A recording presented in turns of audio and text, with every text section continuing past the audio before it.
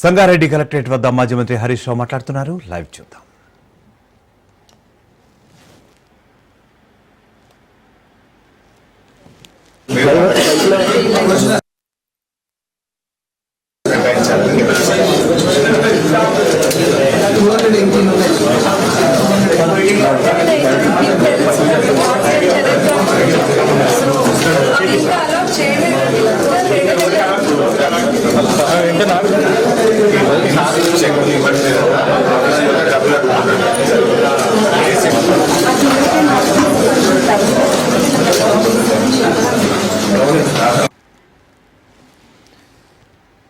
సిగాచి ప్రమాద కార్మిక కుటుంబాలకు పరిహారం అందలేదు. దీంతో సంగారెడ్డి కలెక్టరేట్ కు కార్మికుల కుటుంబాలు ర్యాలీగా వెళ్లాయి.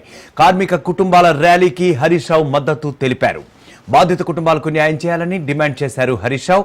కార్మికుల కుటుంబాలకు ₹1 కోటి చొప్పున పరిహారం ఇవ్వాలని కోరారు.